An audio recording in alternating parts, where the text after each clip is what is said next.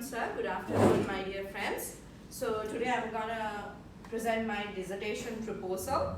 So basically this is my table of contents, research title, problem statement, rationale for the project, research questions, mini literature review, methodologies, sampling methods, action plan and references. So this is how I'm gonna pile up my dissertation and end it up by January. So first let's see what's the title. The influence of using literature to teach grammar in a second language or L2 classroom in an international school in Sri Lankan context. So I basically wanted to emphasize that this is done in Sri Lankan context and especially in international school where English is taught as second language. So if I'm just giving a brief introduction to my title, as parents, as what I came across at the beginning, once they enroll their child to pre-grade or nursery or even grade 1, what they focus when they enroll to international school, that their child should speak English, spoken English, not about writing or written skills. So even the teachers are forced or even they have been given an objective from the management to focus on spoken English rather than written skill. So once kids are going to school, they speak English and even the parents are satisfied. At the same time, the kids score very well because at primary grades, 1, 2, 3, 4, 5, they have little things like matching, find a similar picture, etc. And the teacher goes on helping as well. But once they come to grade 6, where the teacher focuses on written side, the child has a gap. There's a huge gap where the child is unable to compose an essay and finds it difficult with comprehensive passages to write the grammar parts, etc. So I thought, let's find out. Give me an answer. If you can't be disciplined, can you please go out? You all are not small children. This is the last time that I will be telling you, huh?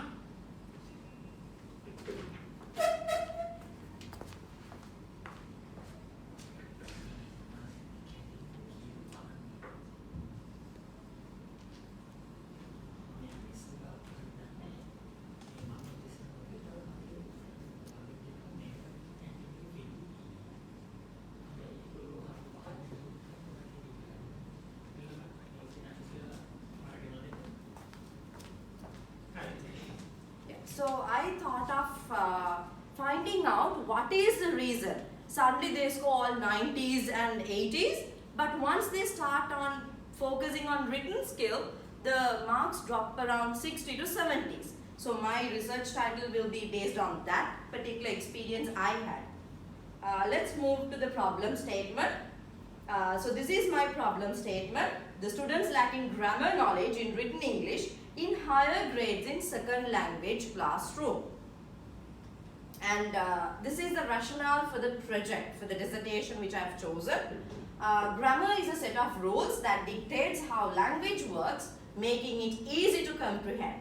Obvious, it is very true that regardless of how fluent we are to speak English, we should know grammar rules in order to access in our education, especially in English. If we are in Sri Lankan context, if we are going to an international school, the child should know better grammar rules in order to excel English language and get marks. Especially once the child comes to grade 9 and if he or she is choosing Edexcel or Cambridge, they will be completely focusing on grammar rules, written side, not speaking, not reading.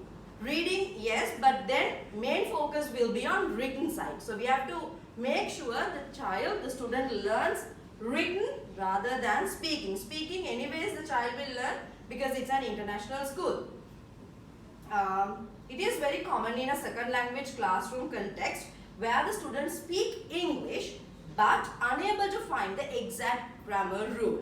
And low scores in grammar part finds it bored to learn grammar rules. So why I mentioned they find it bored to learn grammar rules?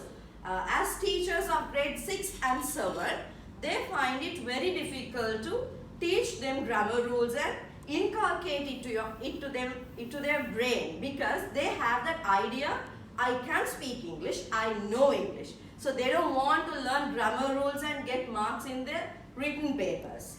Right, let's see the other rationale as well.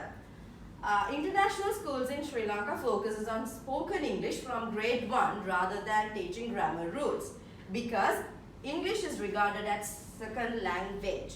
So this is what I mentioned before.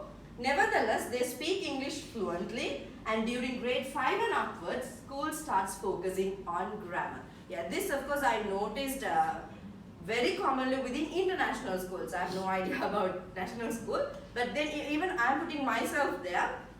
So even when I was a kid, but not educating here, educating in another country, from grade 1 we are taught grammar rather than focusing on spoken, because they believe somehow from the nature we will catch up the language.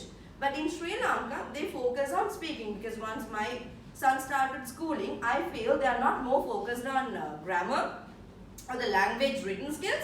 They are focused on speaking. If the child speaks well, they are like, yeah, your child is so good.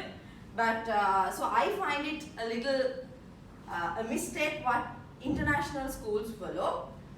The teachers focus on grammar rules and starts noticing the students are not completely aware of grammar rules, and they are not ready to comprehend them in order to the idea of knowing English and speaking it fluently. Yes, as parents also, most of the parents believe if their child is talking in English, they know the word better. That is what they believe. So, but then it is going to be a false fact what they have believed.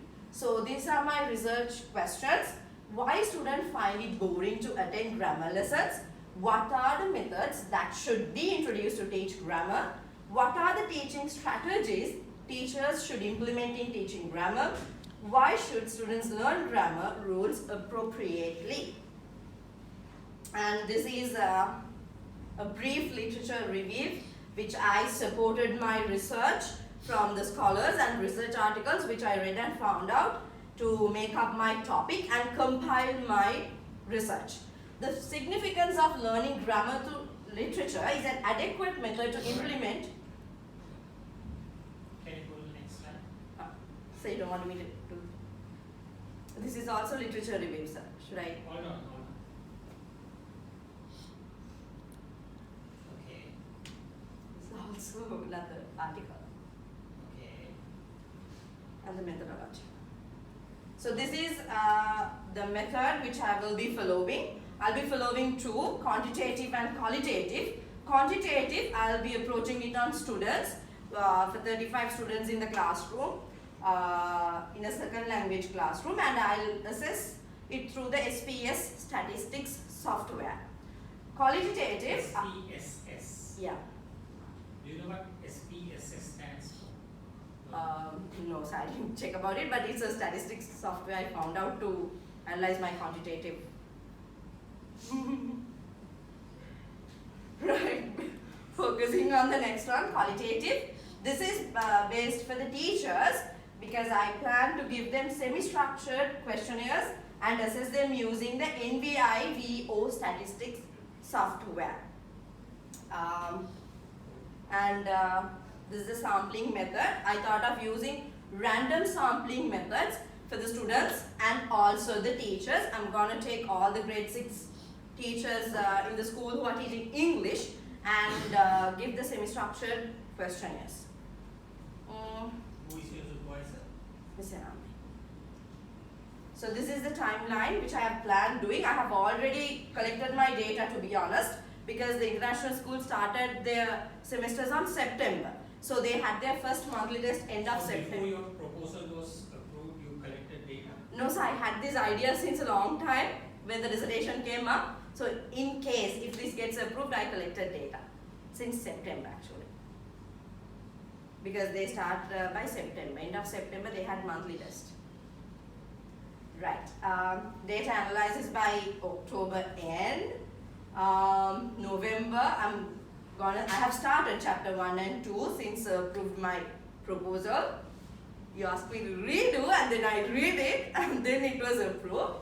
So yes, I'm planning to give my final submission by 3rd week of January. These are my references and yes, thank you very much. Can you go back to to your research questions. Yes.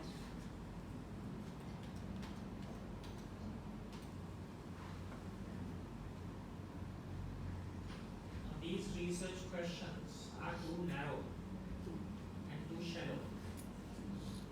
Actually, sir, there are more in the second proposal, but then I included few here because otherwise the slides would. Yeah, I have 10 questions, sir. Yeah, so you need to either In my not this one, the other paper proposal. or kind of, okay. Okay, sir. So redo the questions, huh? Okay, sir.